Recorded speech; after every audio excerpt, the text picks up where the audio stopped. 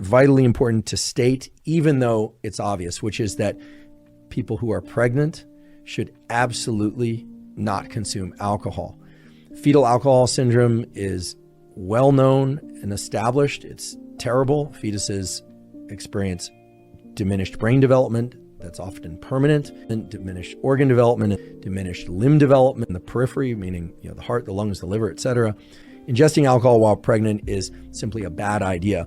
And the reason I say this at all is, first of all, it's important to include in an episode like this, but also because we can look at two things. First of all, we can look at mechanism, and then we can also look at some of the lore that still sadly exists out there. Let's take care of the lore that sadly exists first. If you look online, you will sometimes be able to find, sadly, that some people believe that certain kinds of alcohol are not detrimental to fetuses. They'll say, well, champagne is safe for a pregnant mother to drink, but beer is not. It's absolutely categorically false. Alcohol is alcohol.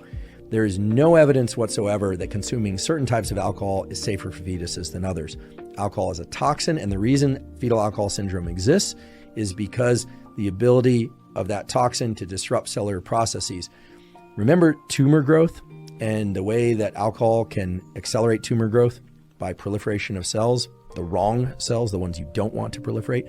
Well, all of embryonic development, all of fetal development, it's not the growth of a tumor, it's obviously the growth of an embryo, and it's done in a very orchestrated way. I started off studying brain development. That's where I got my beginnings in neurobiology, and I still teach embryology to medical students and graduate students. The set of coordinated processes that has to take place from conception to birth in order to give rise to a healthy embryo is so dynamically controlled and so exquisitely precise, with checkpoints and recovery mechanisms and redundancy in the genes that are expressed to make sure that if anything goes wrong, it's repaired, etc.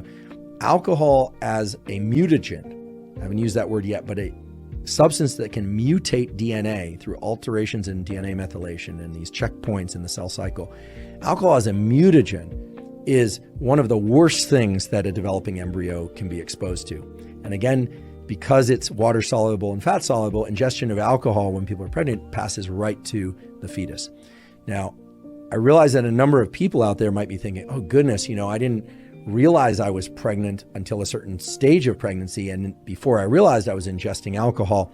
Obviously, one can't undo what's been done, but I want to also emphasize that fetal alcohol syndrome, while yes, there's a full-blown syndrome that manifests as changes in the craniofacial development that are very obvious, and you can look these up. You've probably seen these before, the pictures before rather. It has to do with eye spacing, forehead size, a number of other features of the craniofacial development. And of course, stuff's going on in the brain too.